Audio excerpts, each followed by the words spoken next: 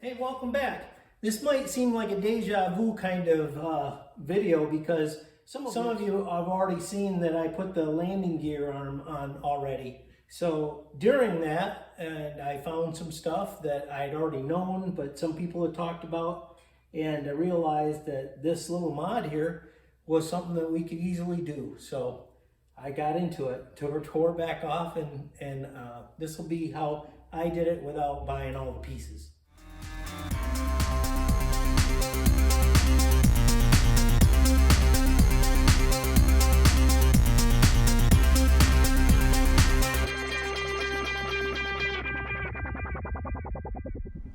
Hey guys, yes, I'm removing this again.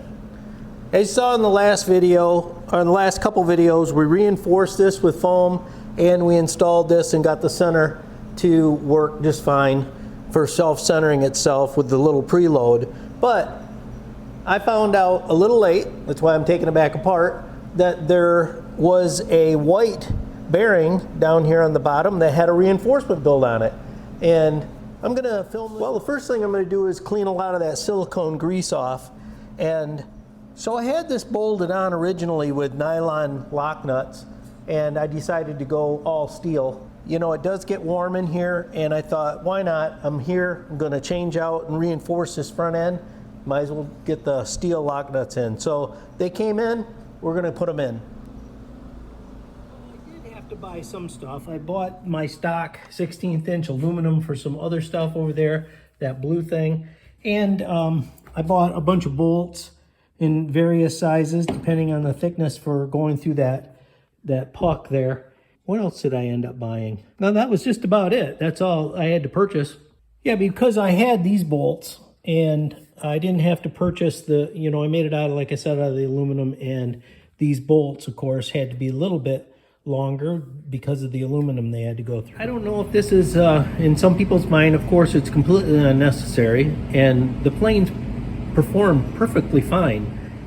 But when you strengthen certain areas, there's really no drawback except you are adding a tiny bit of weight, and that's always an issue. But it's a tiny issue in this one. I'm trading out a bolt for another. I'm trading out a bolt for another bolt, and I'm gonna get longer ones here to fill up that. So there isn't a huge weight thing, but I think there's. I love the idea of having suspension strong as possible. I'm just gonna take these over now and find one that's a good 1/8 of an inch longer. And I'm just gonna have fun creating now. I like building parts, so this will be a good time. So this is what it looks like again. Got the bracket taken off, and I gotta change out those bolts so that I'll have the right amount of grip through those two pieces. So this is gonna be a great little project. I'm quite aware. For those who aren't aware of this, this was a notice put out here, a safety alert. It was for the white bearings. I have the black bearings, so I'm not worried about doing it. I did talk to Roger, and he said if I was to put their kit in, it would just reinforce it, and there would be no problem. And I'm also increasing my bottom plate a third thickness. Just a whole bunch of good things. I'm going to be able to increase the edge distance because I don't need that big a gap. And I can add some to the outside here just a little bit and bolt it all up. It should be a little bit stronger. I got like a little bit of a redundancy going there. And I'm also going to put a little bit longer bolt in that so that the grip is a little bit longer to get through these two parts and still have plenty of thread. Because, well, I got the next size bolts up because of the grip length.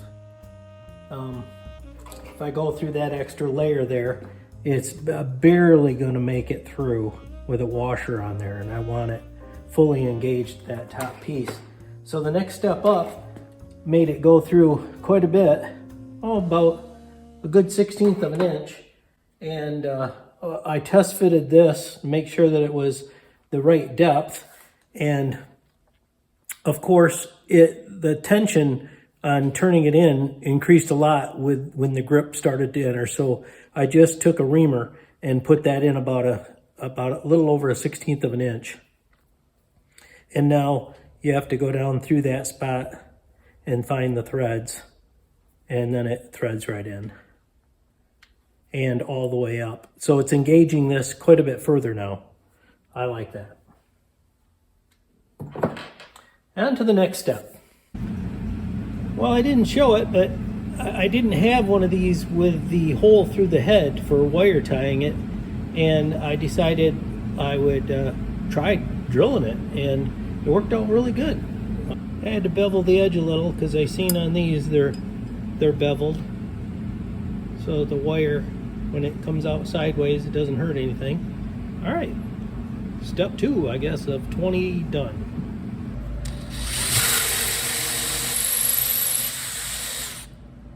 Well, I got to change these out for the extra thickness. I believe they were 5s. Now we're going up to 6s. Well, I got this done. Mine's only 1/16 of an inch. If I was to buy the 2 of them, of course, it would be 2 1/8-inch pieces. This is heavy enough for ours, so I am just going to upgrade 1/3. I left this as proud as I possibly could and still get it over the pipe. Back here it doesn't matter as much. I got this fitting right, and I left a little extra on the edges too, on the outside, just so that bottom was a little bit stronger. Just testing out the new length bolt, and I'm going to put those in the steel ones because there is exhaust there, who knows, and I have them, so why not?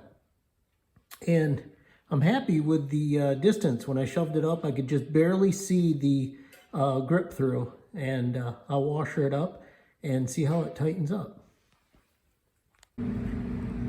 Well, as you know, the washers don't go on the front ones, and the 6s work good, but I'm going to keep with the 5s on the rest of them. I'm just going to minus the washers on the top half, and that gave me just the right amount to go through and put a washer on the other side. So good, I don't have to replace all the bolts. Well, I made it awful tight right here, so we'll see if we can get it back in there and get these. I resanded these a little more too. Anyway, I got these all countersunk, done, upsized. I got to get this back together so I can make those little side plates. Re-silicone the top of this where it sits up in here, and yeah, let's see if we can get them together.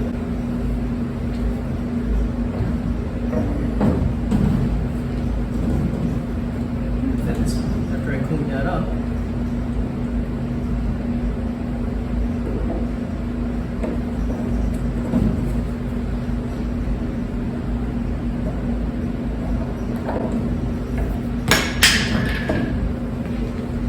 Of course.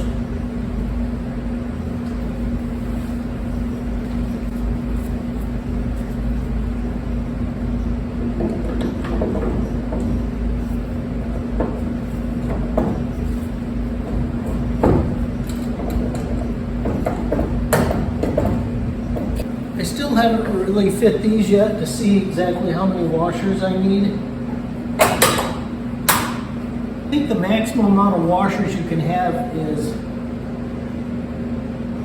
3. I'm going to put a thin one under the top. Maybe I can get by with just 2 on the bottom then. Yeah, a thin one still gives me enough clearance. Now I got to grind the socket down because I didn't want to use a Forstner bit and cut a nice flat line down in there, but I didn't want to make it so big a hole that I couldn't get a socket on it. So I gotta go grind the socket down. Now for your close-up. That has a thin washer. I could have measured a little more accurate, I suppose, and made the countersink hole just a hair less, well, half a washer off. And then 2 of these with the thickness of that plate there, 2 of those reached perfectly, and it's tightened up to my liking. These are all torqued and steel heads with plenty of thread sticking out now. I've got 3 on each one. It's actually looking better than the original setup. So I'm really liking that. So now I've just got to build a plate with a jiggy jaw to get around that, because I was thinking about putting it, designing a plate that went up to that rivet that, bolt that, and then it slings under. But with any give up and down here, it'll want to break that rivet off in shear. So I think all I'm going to do is what factory has done with the bracket. I'm not going to put that in. Even if I put that in with a stainless steel, it would eventually want to oblong that hole, because there's going to be a lot of up and down here. I'm supposed it's supposed to give just a little bit. Okay, now that I thought that through, I got some errands to run, and then I'm going to come back and start working on this. This is what factory had in there, and now I'm going to go with a little bit thicker, or a little bit longer. I don't know how I'm going to tie the wire across. Hopefully the holes will end up in a spot where I can keep the wire clear.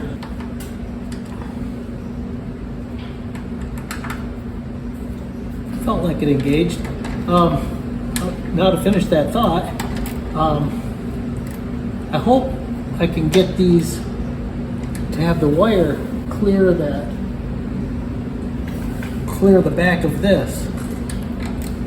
That looks like it's going to be kind of iffy. Right there. Perfectly sideways, just what I wanted. I'm not torquing these, I'm just putting them in where they're nice and snug. Nice part about the longer bolts too, if they're in, even though I tapped all that, they're up in brand new threads. I ain't gonna believe it, this one's perfectly sideways also, which is, I think, a good thing. Well, now we get to get the wire and see if I can get that wire tied without touching this. It's gonna be a trick. Close tolerances. Acceptable. Hope it passes muster. I think the key was having them stop 90 degrees to this piece, the holes. So I was able to get this one way over here on its way to this side, and it clears. I know there's a little flexibility there. I can push on it. It doesn't, honestly, try to get over here. I can push on it and I make it touch, but the way I just happened to spin it naturally pushes this off this way. So that's what I'm going to leave it at. About 10 years from now, the inspector can tell me if it's right or not. I just ended up putting a little bit of preload on that, and it's working great. But I did lay the parts up here, and this is pleasantly surprised that this was to scale. I'm going to use this to make my part to. There. And I've got a template that I'll use for the holes in case these aren't quite perfect. So I'm going to go cut this out now. There, that only took me about 3 hours. Now I hooked them together and ground them up on the wheel over there, and that took probably about 7 to 10 minutes. Now I'm going to go try to figure out where I want to put my joggle. Joggle come out good. Fits like a glove. Now I just got to determine, well, that little panel I've got will fit right on there and drill the holes in it. That'll match right up. Let's see if we can do that right now. Well, I got the little side plates made, and this one was a little tighter between the two holes that I drilled than I'd liked, but just tapping it with my little elf hammer got them in just fine. This side slid in just perfect, so I was happy with that. I guess it was made so that the white puck wouldn't rotate out or something.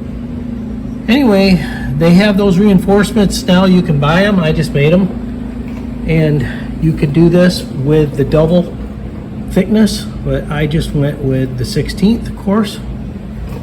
And there, I'm happy. I got it preloaded and kind of weird having two videos of putting the front end together, because I got the first one all done on a prior video, and then I found out through that in communication with others and that this is kind of an option, and of course I don't want to not do it. So I'm happy that I'll do it for this week. I'll get into something else now. Not sure what, but I'll find something to do.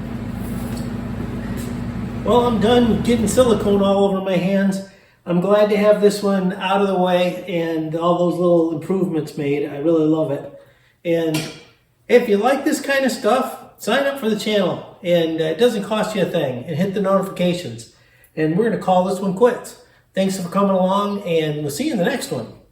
For sticking around, you get an extra tight close-up. This is the width we made these versus the factory. So hopefully that end is a little bit tougher.